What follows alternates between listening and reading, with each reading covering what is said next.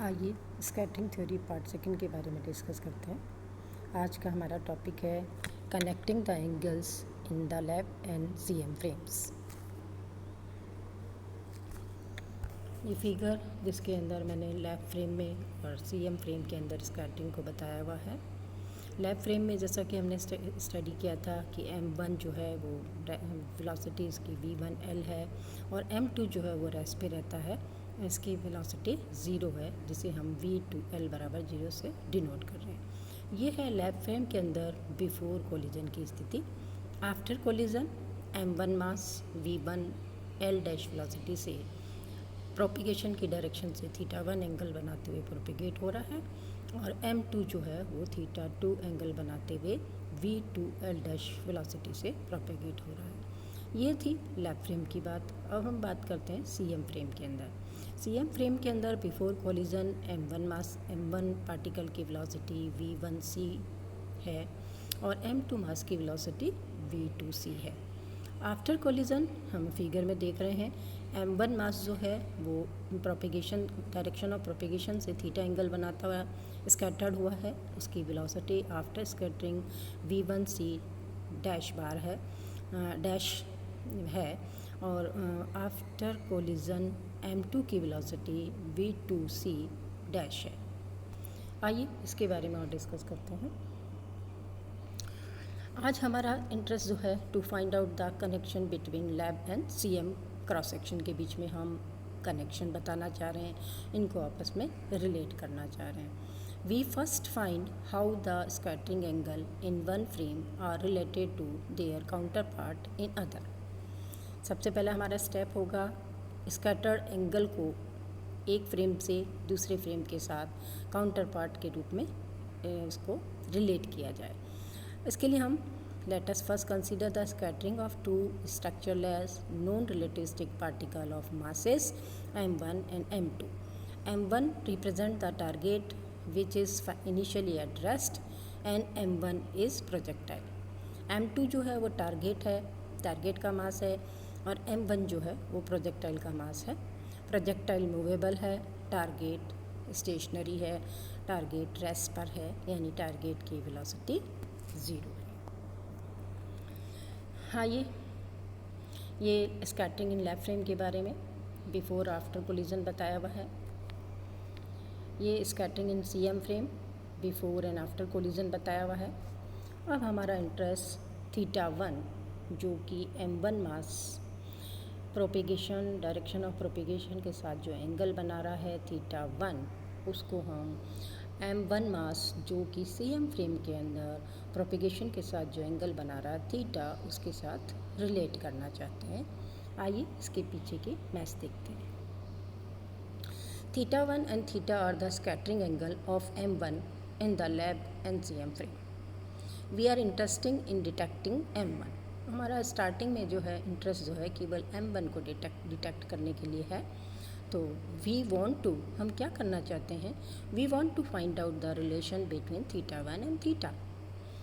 If r1l and r1c denote the position of the m1 in lab frame and CM frame, capital R denotes the position of the CM with respect to lab frame. तो हमारे पास triangle diagram से जो relation आता है, we have r1l vector बराबर r1c vector plus r vector, ये हमारी equation number 1 है। इसका टाइम डेरिवेटिव लेते हैं।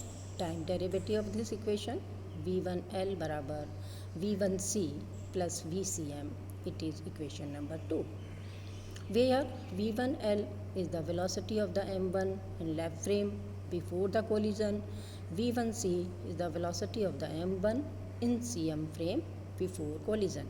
आइए बिफोर कोलिजन हम m1 की वेलोसिटी दोनों फ्रेम में देखते हैं। ये देखिए m1 की वेलोसिटी v1l डैश है, स्टार्टिंग में v1l है और बाद में v1l डैश है। यहाँ पर v1 डैश c है आफ्टर कोलिजन और बिफोर v1c है। हम बात कर रहे थे बिफोर कोलिजन की, तो बिफोर कोलिजन m1 की वेलोसिटी v1c है और लैब फ्रेम के अंदर m1 की वेलोसिटी v1l है। आइए इन्हें रिलेट करते हैं। VCM क्या है? VCM is the velocity of the center of mass with respect to lap frame. Similarly, velocity of M1 after collision is, देखिए आप लैप फ्रेम के अंदर V1 L डैश है, वेक्टर है, लैप फ्रेम के अंदर V1 डैश 1C है और VCM ये हमारी इक्वेशन नंबर 4 बनी। इक्वेशन जो हमारा फिगर ये है, ये फिगर इन लैप फ्रेम के अंदर, इसके अंदर आप M1 मास के जो वेलोसिटी V1 L डैश है उसके दो कंपोनेंट ले लीजिए x और y डायरेक्शन के अंदर, ठीक है। तो x और y डायरेक्शन के अंदर कंपोनेंट लेने पर बिफोर आफ्टर कोलिजन कंपोनेंट हमने लिया तो V1 L dash cos theta 1, ये लैप फ्रेम के अंदर M1 मास जो है उसका x डायरेक्शन के अंदर कंपोनेंट है, बराबर होगा V dash 1C cos theta VCM के बराबर है। जो ऊपर है इक्वेशन नंबर 4 उसको हमने दो x और y दो कंपोनेंट में बांट के लिखा हुआ है, तो ये हमारी इक्वेशन नंबर 5। इक्वेशन नंबर 6 है 1V1L डैश साइन थीटा 1 बराबर V1C डैश साइन थीटा। हमने इक्वेशन 5 और 6 बनाई है। अब हम equation 6 versus divide versus x6 को 5 से डिवाइड कर रहे हैं। तो हमने देखा tan थीटा 1 बराबर sine theta cos theta plus VCM divided by V1C dash, this is equation number 7।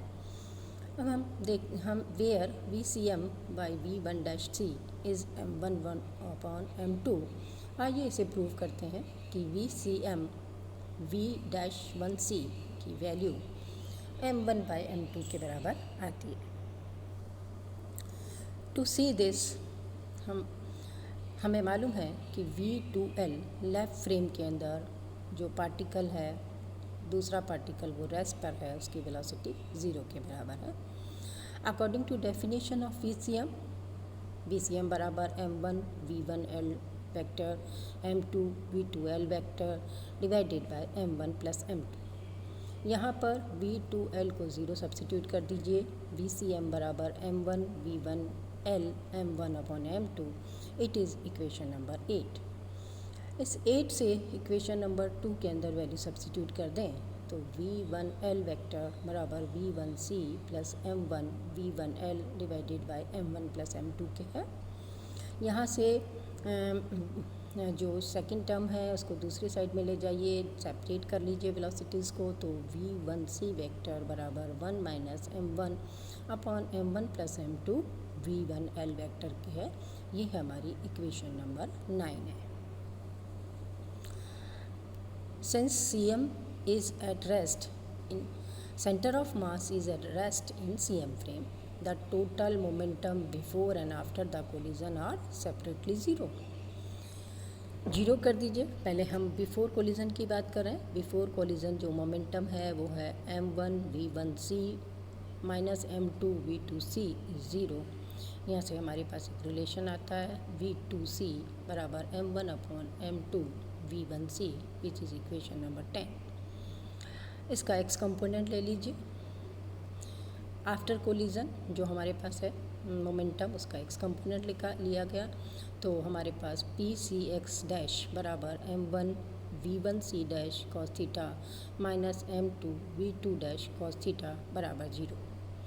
यहाँ से आपने देखा V2 डैश बराबर M1 upon M2 V1 dash के बराबर है। It is equation number 11। In the case of elastic collision, it is very important concept. In the case of elastic collision, the speed of the particle in CM frame are same before and after the collision. आइए इसे देखते हैं। To see this, इसे देखने के लिए हमने kinetic energy conservation consider किया है।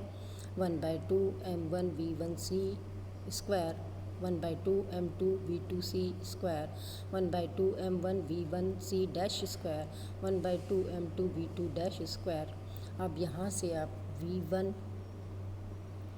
की वैल्यू और V2 डैश की वैल्यू अभी जो हमने इक्वेशन निकाली थी, इक्वेशन 10 और 11, इससे सब्स्टिट्यूट कर दीजिए। हमारे पास ये शेप आता है इक्वेशन का। और इसे और सिंप्लीफाई करने के पे बाद हम देखते हैं कि v1 डैश v1c के बराबर है v2 डैश v2c के बराबर है। Thus we can be write in equation number 9। इस चीज़ को हम इक्वेशन नंबर 9 में सब्स्टिट्यूट करते हैं। ये है हमारी इक्वेशन नंबर 9, यहाँ पर सब्स्टिट्यूट कर लीजिएगा। तो सब्स्टिट्यूट करने के बाद में आपके पास जो टर्म आती है v1c बराबर v1c डैश बराबर v1c के है, ये अभी आपने देखा ऊपर से, और ये बराबर है m2 upon m1 plus m2 v1 L vector के। It is equation number 12। Dividing equation 8 by 12। Equation 8 कहाँ है? इक्वेशन 8 ये रहा हमारा VCM को हमने डिवाइड करा है v1c डैश से। ये v1c डैश की वैल्यू इक्वेशन नंबर 12 से बताई गई है। इन दोनों इक्वेशन को जब आप डिवाइड करेंगे तो हमारे पास आता है m1 upon m2। Equation number 13। Finally substituting of equation number 13 into 7। Equation number 7 देखिए। इक्वेशन नंबर 7 है हमारे पास tan θ1 बराबर sin theta cos theta divided by cos theta plus VCM by v dash 1c, which is equation number 7। इस 7 equation के अंदर आप इसकी value को सब्स्टिट्यूट करिएगा तो हमारे पास में जो रिलेशन आता है वो आता है tan θ1 बराबर sin theta divided by cos theta plus m1 upon m2, which is equation number 14। अभी इस आर्टिकल को हम कल भी कंटिन्यू रखेंगे। धन्यवाद।